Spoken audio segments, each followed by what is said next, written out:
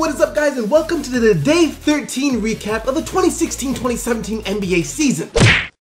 Devin Booker is the freaking future. After a 37-point performance against the Pelicans, he went out and set a career high against the Los Angeles Lakers. The Lakers took the W, right? The Lakers got the W. By the way, the Lakers are 4-3. Like, if the playoffs were to start right now, the Lakers would be in the playoffs. But I'll talk about the Lakers in a minute, yo. Right now, I have to talk about Devin Booker. What you have to love about Devin Booker is that he's not afraid. His confidence is always there. He started off the game ice cold. I think he missed like his first 7 shots or something. He started off the game ice cold. He kept freaking shooting and eventually he shot himself into a rhythm. It's like trying to make a fire with 2 rocks. You keep rubbing against each other, getting sparks, getting nothing, then eventually boom, you get freaking flames. Career high 39 points. Also wasn't afraid to set up his teammates. He also got 7 assists, which is what you like to see. There's gonna be a day where he gets double teamed like crazy. And then it's nice to know that he's willing and able to pass out of those double teams to find open teammates to get them easy buckets. Devin Booker, the future of the freaking NBA, yo. He's gonna be up there one day he's gonna be up there. It's gonna be very soon. He's already pretty up there.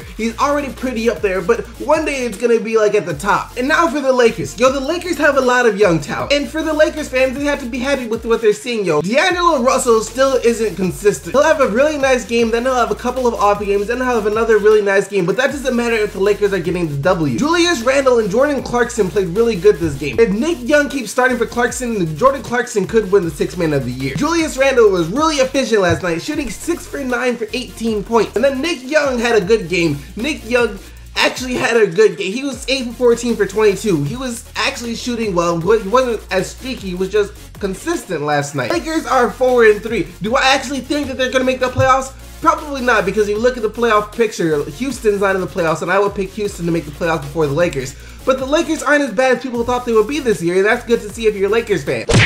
So we finally got to see Utah at basically full strength. And I just gotta say, I was impressed. Let's be honest here, the Utah Jazz aren't a mainstream team. They're not a team that people enjoy talking about because they don't have that star power. That guy that can the guy that can excite the crowd. But let's also be honest here, none of that matters. All that matters is that they're a good team and they're coming away with W's. It was Gordon Hayward's first game of the season coming back from a broken finger and he came out firing. A lot of players when they go down with an injury, they're a bit timid because they don't want to agitate that injury. But not Gordon Hayward. He went to the free throw line 14 times. He scored 28 points and went to the free throw line 14 times, made all 14 shots. And the fact that he went to the line 14 times should tell you how aggressive he was. The past couple of years, what held the Utah Jazz back was 2 things. 1, the lack of a point guard, and B, the lack of scoring. They have both those things this year. They actually have a really, really good point guard in George Hill, who is playing at an all-star level. George Hill is playing at an all-star level. Will he make the all-star team? No, he won't. But that does not mean he's not playing at an all-star level. Even Gordon Hayward hasn't made the all-star team yet. And then the West is just so stacked with guards that there's basically no way George Hill will make the All-Star team unless every last single one of those guards in front of him gets injured. George Hill is balling out. It's nice to have Gordon Hayward back because when the Jazz offense gets stagnant, he's someone that can just give the ball to and make some one-on-one offense and get something done by himself. And then you still got Rodney Hood as flames. Of course, you got freaking Joe Johnson off the bench can set flames at any given time. Even Derek Favors can go off on a team. The team has plenty of offense now. You already know they're one of the best defensive teams, so they have the total package right now. As for the Knicks, the Knicks didn't play bad. They were up by 13 at one point, then the Jazz got going, but the Knicks didn't necessarily play bad. I mean, they had solid production from basically everyone except for one guy, but I'll get to that in a second. Carmelo played alright. Kristaps Porzingis had another really good game. Derrick Rose had a pretty good game. I'm gonna blame this one on one specific person, Joakim Noah. Joakim Noah has to do more. He has to step up for the New York Knicks. 4 points and 5 rebounds in 20 minutes last night. 4 points and 5 rebounds in 20 minutes. You need more from your starting center. How dangerous is this Blazers backcourt, Damian Lillard has his first off night of the season, He has a bad shooting night. He goes like 2 of 11 and 3 of 11 from the field. So normally you would think that their best player has an off night, the game is over. It's a wrap for the Blazers. No, because you forget they got CJ McCollum too, and CJ McCollum went off last night, tying his career high for 37 points. It must be so nice to have a second star in your backcourt who can go off at any given time, and if both of them are on, it's a wrap. But all you need is one to be setting flames, and that's enough to get you a win.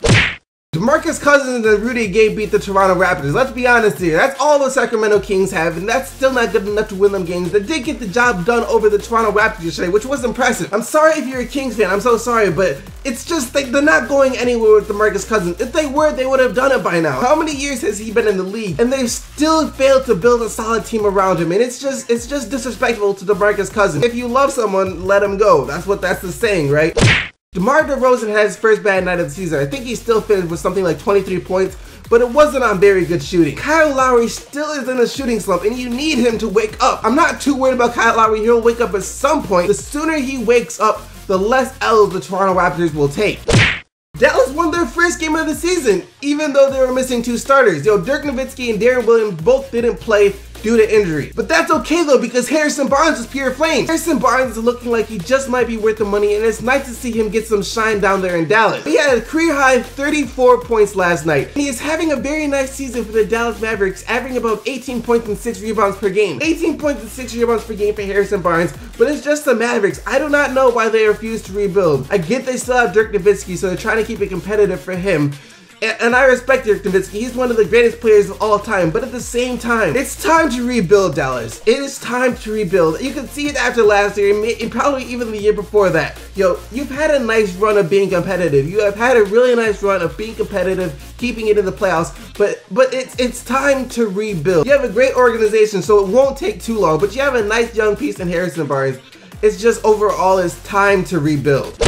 The Denver Nuggets are a pretty good team, in case you didn't know. They're still young, but they do have some nice young talent, so they're a pretty good team. And Emmanuel Mudiay was setting flames in that first quarter. 24 points in the first quarter, He kind of disappeared a little bit afterwards, but still, I think he tied his career high with 30 points. Him and Isaiah Thomas both had 30 points. And for the Celtics, Isaiah Thomas was balling out, but no one else on the team could get anything going. They're still missing Al Horford and Jay Crowder, 2 important pieces for the team, so they've dropped a couple of games now. You're not worried about the Boston Celtics. Once they're at full strength, they'll go on a bit of a run, so it's nothing to be worried about there. And that about wraps it up for day 13 of the 2016-2017 NBA season. Hope you guys enjoyed it, and if you did, be sure to smack that like button and subscribe if you haven't for more videos. Yeah, you already know we have a lot more heat going down tonight. Maybe the Pelicans can get their first. Nah, I'm just kidding.